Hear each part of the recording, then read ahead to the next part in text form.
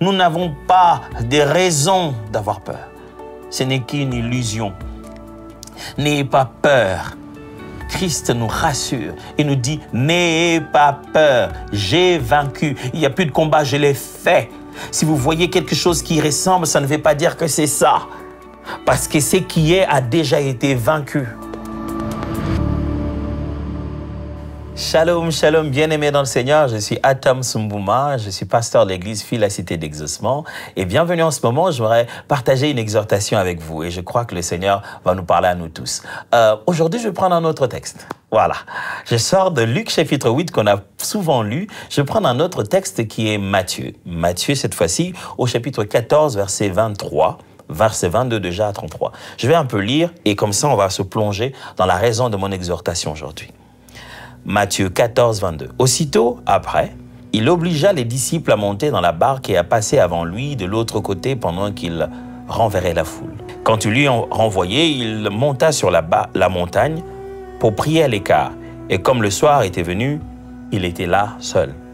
La barque, déjà au milieu de la mer, était battue par les flots car le vent était contraire. À la 4e veille de la nuit, Jésus alla vers eux, marchant sur la mer.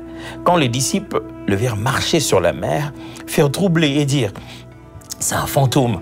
Et dans leur frayeur, ils poussèrent des cris. Jésus leur dit aussitôt « Rassurez-vous, c'est moi, n'ayez pas peur. » Je crois que c'est de là que je tire ce thème. N'ayez pas peur. Écoutez la suite.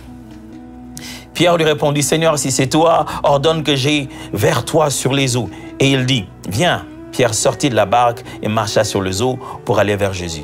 Mais voyant que le vent était fort, il eut peur. Pourtant, il vient de dire « N'ayez pas peur ». Il eut peur. Et comme il commençait à enfoncer, il s'écria « Seigneur, sauve-moi ». Aussitôt Jésus étendit la main, les saisit et lui dit « Homme de peu de foi, pourquoi as-tu douté ?» Et ils montèrent dans la barque et le vent cessa. Ceux qui étaient dans la barque vinrent se prosterner devant Jésus et dire « Tu es véritablement le Fils de Dieu. » N'ayez pas peur. Oh, pasteur, c'est facile à dire, hein?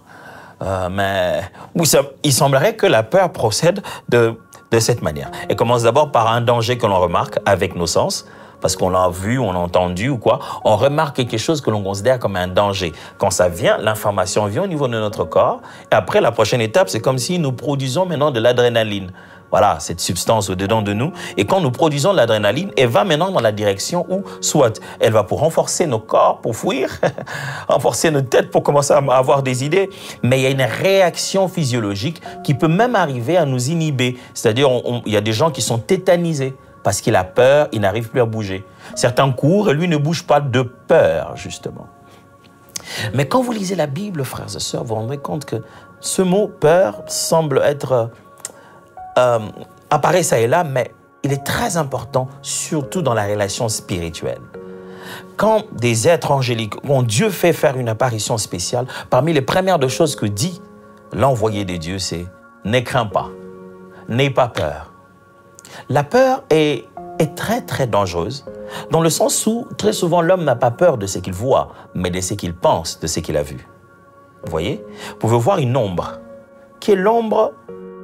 Une ombre faite des mains. Quelqu'un a juste fait une forme de ses mains qui ressemble à un animal sauvage qui vous ferait peur, ou pouvez avoir peur de l'ombre qui n'existe pas. Je me souviendrai toujours de cette histoire où un bien-aimé racontait qu'il était en train de courir, qu'il était seul, qu'il était un peu dans le noir et qu'il courait. Et il a entendu quelque part des gens, quelqu'un venir derrière. Il n'a pas osé regarder. Mais il a senti que cette personne marchait quand même un peu plus rapidement, se rapprochait de lui. Et il s'est dit, pourquoi il se rapproche de moi dans le noir comme ça? Il a commencé à courir plus vite. Et la personne a aussi pris la vitesse. Et on commence à courir jusqu'au moment où il a pris la direction de chez lui. La personne a suivi. Il n'osait pas regarder, mais il courait. En arrivant chez lui, il frappe la porte. Il se rend compte que la personne continue à arriver. Et la personne arrivée essoufflée, il se rend compte que c'est son petit frère. Vous imaginez, pendant longtemps, il a eu peur. Son petit frère s'était dit, si mon grand frère court, c'est qu'il y a un problème, je dois le suivre. Lui s'est dit, je ne sais pas qui vient derrière, je ferais mieux de courir. Ils étaient tous en train de courir de peur. Frère, n'ayez pas peur. Vous savez, quand Jésus veut partir et dit à ses disciples, il dit, prenez courage, j'ai vaincu le monde. J'ai vaincu le monde. Il n'y a rien qui nous paralyse et qui nous empêche d'être efficaces en tant que chrétiens quand on laisse la peur nous envahir. Ce qui signifie que l'ennemi sait comment nous miroiter une chose qui ne l'est pas. J'ai déjà entendu, et je ne sais pas pour vous, mais bon, peut-être que vous êtes vraiment tellement fort, mais je dois vous avouer que moi, ça m'est arrivé. Ça m'est arrivé des fois de me réveiller la nuit, de moins en moins maintenant que je suis parent, je dois assurer tout le monde à ne pas avoir peur. Mais m'arriver en jeune garçon, j'oublie que j'avais placé une de mes vestes sur le porte-manteau. Et je dors, ici, vous savez, chez nous à Kinshasa, on a souvent eu des problèmes d'électricité. Et pendant que je dormais, l'électricité est partie. Et quand je sursaute la nuit, il y a un peu de lumière du dehors, cette lueur qui frappe sur l'habit, et ça donne l'impression d'être une silhouette humaine. Ah, je sursaute. C'est qui là? C'est qui? Je sursaute. Est-ce que j'ai des raisons d'avoir peur? Je ressentis la peur, mais je n'ai pas de raison d'avoir peur. Ce que j'essaie de vous dire, frères et sœurs, nous n'avons pas de raisons d'avoir peur. Ce n'est qu'une illusion. N'ayez pas peur. Christ nous rassure et nous dit, n'ayez pas peur, j'ai vaincu. Il n'y a plus de combat, je l'ai fait. Si vous voyez quelque chose qui ressemble, ça ne veut pas dire que c'est ça. Parce que ce qui est a déjà été vaincu. J'ai vu des gens tétanisés. Une fois, ma fille avait tellement peur qu'elle a pleuré comme un enfant.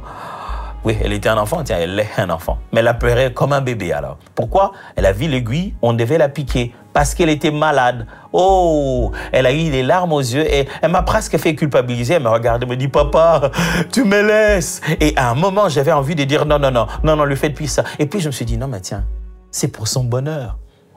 Il y a des choses qui nous font peur dans notre parcours. Dieu sait que ça ne te fera pas mal. J'aimerais dire à quelqu'un aujourd'hui, ce qui te fait peur ne te tuera pas. Tu ressens la peur, mais j'aimerais aujourd'hui que tu ressentes la présence de Dieu. Dieu est là, comme tout père, même à l'hôpital. Dieu est là, il sait que l'aiguille ne te tuera pas. Vous êtes-vous demandé, pour un père aussi responsable que Dieu, qui a un rebelle dans le ciel, et le meilleur endroit d'envoyer un fauteur de troubles, c'est au milieu de ses enfants bien-aimés, il les jette ici sur terre, s'il sait qu'il va complètement nous massacrer, ça serait quand même pas gentil. C'est parce qu'il sait que celui qui est en nous est plus puissant que celui qui est dans le monde.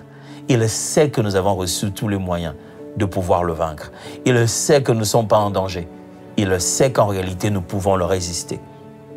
Et il fuira loin de nous. Dans ce texte que je venais de lire avec vous, Jésus arrive, les disciples sont étonnés. Ils ont peur de ce qui arrive. Pourquoi? Parce que Jésus n'avait pas pris la barque quand ils sont partis, ils sont seuls.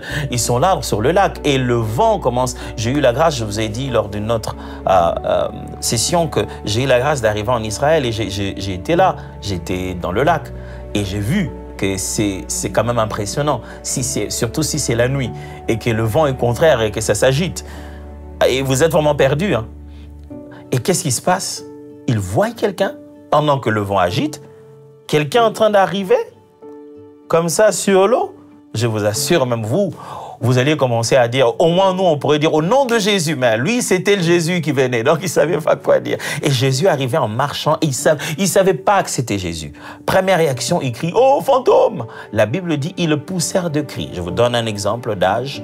Vous avez quelqu'un qui a une famille, qui a même une belle famille comme Pierre. Vous imaginez que c'est quelqu'un qui est quand même assez engagé. Ce sont des hommes. Ce sont ces hommes qui protègent Jésus quand la foule arrive. La Bible dit, les disciples empêchent les enfants de venir à Jésus. Mais ils crient de peur. Ah, ah! Je ne sais pas qu'est-ce qu'ils disaient. Mais ils criaient, panique totale. Vous êtes dans l'eau, vous fuirez où? Et apparemment, la silhouette se rapproche. Mais c'est Jésus. Je me pose une question. Est-il possible de fois que vous ayez peur de celui qui vous secourt? Dis, Seigneur, j'ai peur qu'en continuant comme ça, je perde mon boulot. J'ai peur que ce que le médecin m'a dit sur cette grossesse si précieuse que je n'avais pas. Il m'a dit qu'il y a une masse à l'intérieur. Peut-être que l'enfant serait mis en danger. Est-il possible qu'on ait peur même du secours, de la bénédiction elle-même? Il ne l'a fait suivre d'aucun chagrin. N'ayez pas peur. Jésus, c'est la première des choses qu'il leur dit. Au lieu de leur dire, ah, écoutez les gars, qu'est-ce qu'il a l'air dit? N'ayez pas peur, c'est moi. Et le Seigneur te dit aujourd'hui, n'aie pas peur, je contrôle. J'aimerais finir par cet exemple. Une fois, je suis allé dans une parcelle, je devais aller voir des bien-aimés avec qui nous prions. Mais c'était ma première fois d'aller les voir chez eux. Et je ne savais pas qu'ils avaient un chien. Alors quand je dis un chien, ce n'est pas un chiot, c'est un gros chien qui est très intimidant. J'entre tout bonnement dans la joie, j'entre et les chiens savent que quelqu'un est entré. Et les chiens arrivent. Et de loin, tu entends, ça, c'est comme si le chien était il est sonorisé par des baffles. Wow, wow, wow. Et oh là là là là. Je vois les chiens venir et tu sais, tu ne peux pas faire de mouvement brusque en ce moment. Tu ne sais pas si ça signifie bienvenue. Cet aboiement, ça signifie, je suis sûr que ça ne voulait pas dire soyez les bienvenus. C'était menaçant. Mais de l'autre côté, je voyais le proprio, mon frère, qui m'avait invité chez lui. Il venait aussi. Et il venait plus lentement. J'avais bien envie qu'il vienne un peu plus vite parce que les chats venaient vite. Mais lui venait lentement, il venait calmement. Et il a crié de là où il était. Il m'a crié à moi. Je voulais qu'il arrête leur chien. C'est à moi qu'il crie. N'aie pas peur. Je dis, mais franchement, c'est les chiens qu'il faut arrêter, pas moi. Il me disait, je peux le faire à distance. Il me suffit d'un mot, je vais arrêter ce chien. Mais s'il ressent quelque chose, s'il continue à renifler cette chose qu'on appelle la peur en toi, tu risques d'avoir l'impression que mon secours a été inutile. Il me disait, éteins ça. Ça ne va pas faciliter le processus. Dieu te dit, éteins ça. Éteins la peur. Vous savez, Dieu dit à Josué, il lui dit, je vais faire des choses avec toi. Mais voilà, tu n'as qu'une seule responsabilité. Fortifie-toi et prends courage.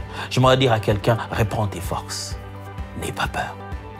Mais pasteur, tu ne sais pas par où je passe. Je sais qui est venu te secourir. Jésus-Christ de Nazareth. N'aie pas peur. Ôte la peur. Parle autrement à la famille. Si dans la famille, tout le monde a cette peur de qu'est-ce qui va arriver, si tu as entendu ce message à la réunion de prière, dis à tout le monde, voici ce que dit le Seigneur. N'ayons pas peur.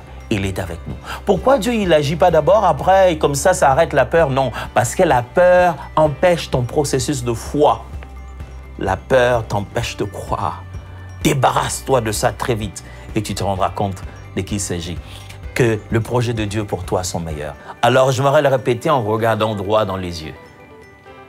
N'ayez pas peur. C'est lui qui est avec nous est plus puissant que celui qui est dans ce monde. Alors, courageux combattants, avancez. Il est là avec vous. Que Dieu vous bénisse. Shalom, j'espère que vous avez aimé cette vidéo. Abonnez-vous pour ne pas rater nos programmes. Merci de faire partie de notre famille TBN. Que Dieu vous bénisse. Shalom de Jérusalem.